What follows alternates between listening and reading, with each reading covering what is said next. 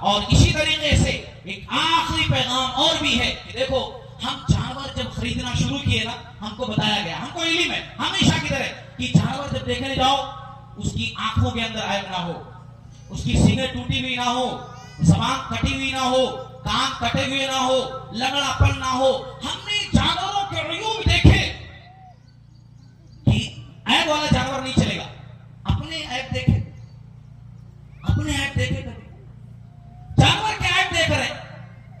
اپنے عیب،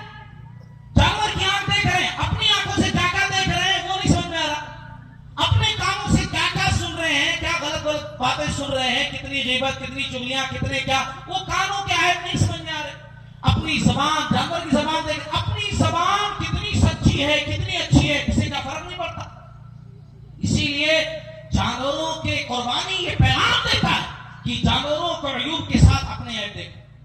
ہاں جانور تو ذبح ہو رہا اللہ تعالیٰ کے راستے میں، اللہ رب العالمین نے ایسا پیدا کیا وہ ذبح ہو رہا، مگر عمل تو ہمارا دیکھا جائے گا نا، اور ہم کیسے ہیں وہ اللہ کو بہتر معلوم۔ اسی لیے اپنے عیوب دیکھیے۔ جی ہاں صاحب، اور ایک میں بات کہوں گا کہ اس بار اللہ کے واسطے اس بار صرف جانور ذبح مت کیجیے گا، بلکہ اپنے دل کی اس گندگی کو بھی ذبح کر دیجیے گا کہ جس کی وجہ سے آپ ایک دوسرے سے لڑتے رہتے ہیں، اس گندگی کو بھی ذبح کر دیجیے گا، اس انا کو مٹا دیجیے گا کہ جس انا کی وجہ سے ایک بھائی دوسرے بھائی کو گلے نہیں لگاتا، اس تکبر کو مٹا دیجیے گا کہ جس کی وجہ سے ایک بھائی اپنے آپ کو بڑا سمجھ رہا اور چھوٹے بھائی کو بہت غلط سمجھ رہا، اس چپکلش کو، اس انانیت کو، اس گھمنڈ کو، اس غرور کو بھی اللہ کے واسطے جانور کے ساتھ ذبح کر دینا کہ جو غرور، جو گھمنڈ آپ کو ہمیشہ اکڑ کر چلنا بتاتا ہے کہ میں ہی ہوں، میں ہی بڑا ہوں، اس غرور کو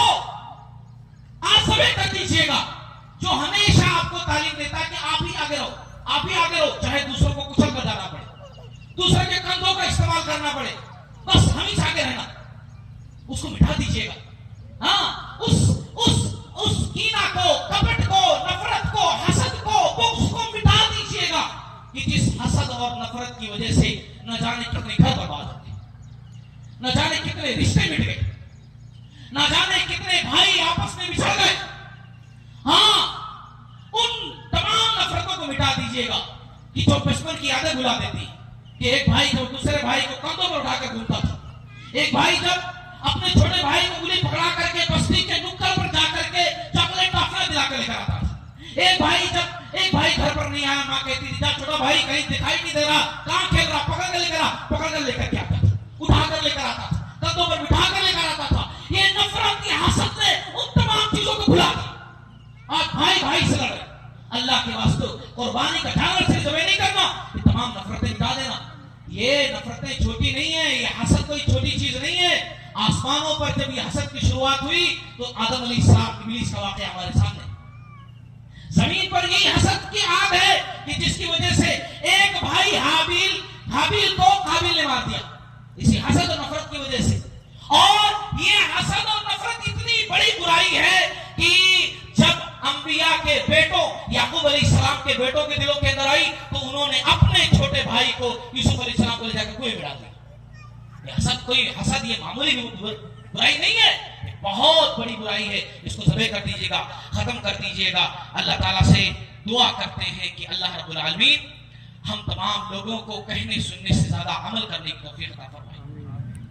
باری تعالیٰ ہمیں توفیق دے کہ ہم اخلاص کے ساتھ اپنی قربانیاں کریں۔ باری تعالیٰ ہمیں توفیق دے کہ ہم اسی طریقے سے جمع ہو کر کے تیری عبادت کرتے رہیں اور اللہ ہماری عبادتوں کو قبول فرما لے۔ باری تعالیٰ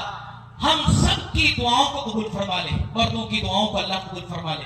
خواتین کی دعاؤں کو اللہ تعالیٰ قبول فرما لے، بچوں کے، بزرگوں کی دعاؤں کو اللہ قبول فرما لے۔ یا اللہ ہمیں زندگی اور موت کے فتنے سے محفوظ فرما دے۔ اے اللہ رب العالمین فتنے دجال سے ہماری حفاظت فرما، اے اللہ قبر کے عذاب سے ہماری حفاظت فرما، اے اللہ رب العالمین آخرت کے میدان میں جو ہم جمع ہوں تو پیارے نبی صلی اللہ علیہ وسلم